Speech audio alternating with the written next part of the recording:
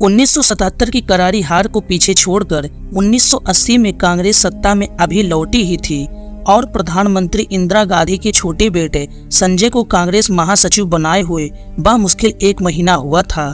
लेकिन उससे काफी पहले से कांग्रेस और देश में उनकी तूती बोल रही थी।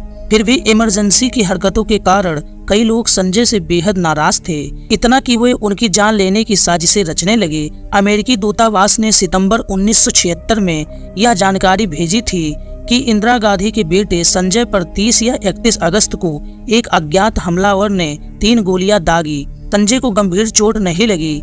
यह संजय गांधी पर तीसरा हमला था। लेकिन संजय ऐसे व्यक्ति नहीं थे जो अपनी आलोचना से डर जाएं। राजनीति में उनकी सक्रियता 1972-73 के आसपास बढ़नी शुरू हुई।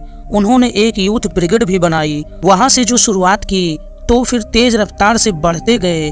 उनके सपने बहुत बड़े थे और वे चाहते थे कि हमारा देश भी यूरोप बन जाए। छोटी कारें हो, हर आदमी के पास एक कार हो, शाम को मियाँ बीवी बच्चों के साथ कोका कोला पीने जाए और स्पोर्ट्स खेले, रंगीन टीवी देखे। सत्ता की गलियारों में संजय की धमक का कोई सानी नहीं था। उनके मारुति प्रोजेक्ट के लिए हरियाणा की बंसीलाल सरकार ने 300 एकड़ से ज्यादा जमीन दी। हजारों किसानों को हटाया गया। पीएन हक्सन ने इस प्रोजेक्ट पर सवाल उठाए। बताते हैं कि इसी वजह से उन्हें प्रधानमंत्री के मुख्य सचिव पद से हाथ धोना पड़ गया। लोग जो चीज इंदिरा जी से नहीं करा सकते थे वे संजय गांधी से कराने लग गए।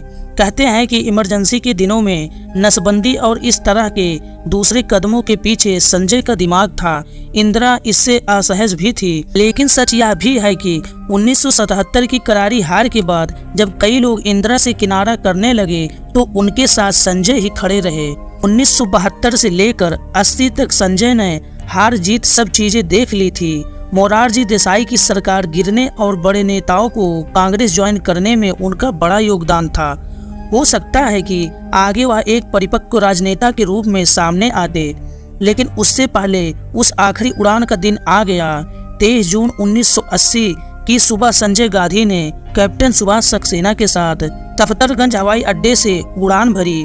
सुबह 7:58 पर AS-2A विमान ने टेक ऑफ किया।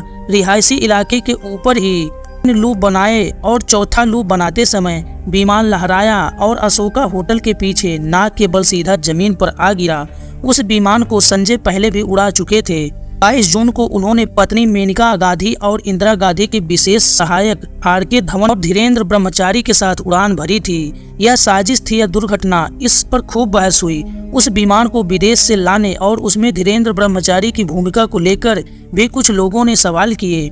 अगर धीरेन्द्र ब्रह्मचारी का कोई उस षड्यंत्र में हाथ था या होता तो उसने अपने ही पैर पर कुल्हाड़ी मारी, क्योंकि उसके बाद से ही धीरेन्द्र बिल्कुल गुमनामी में ही चले गए। संजय को जहाज उड़ाने का बहुत शौक था।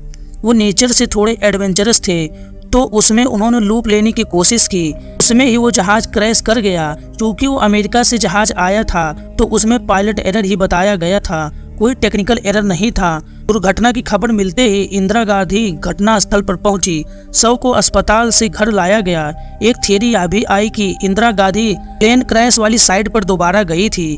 कहते थे कि वह संजय की घड़ी ढूंढ रही थी। उस घड़ी में बैंक का अकाउंट नंबर था। इन बातों में कितनी सच्चाई थी ये तो नहीं पता। आप ये देखिए कि 3 से 4 स्क्वायर किलोमीटर यानी 12 किलोमीटर के रकबे में जो मलबा फैला हो और जहाज बिल्कुल टूट फूट गया था, उसमें संजय गांधी का शव था। वो खुद बहुत बुरी तरह से क्षतिग्रस्त हो गए थे।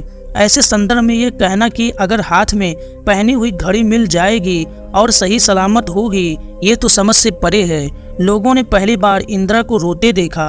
अपनी तेज रफ्तार सियासत को समेटकर और साजिशों के किस्से छोड़कर संजय जा चुके थे। बाकी आपको क्या लगता है कमेंट में जरूर बताएं।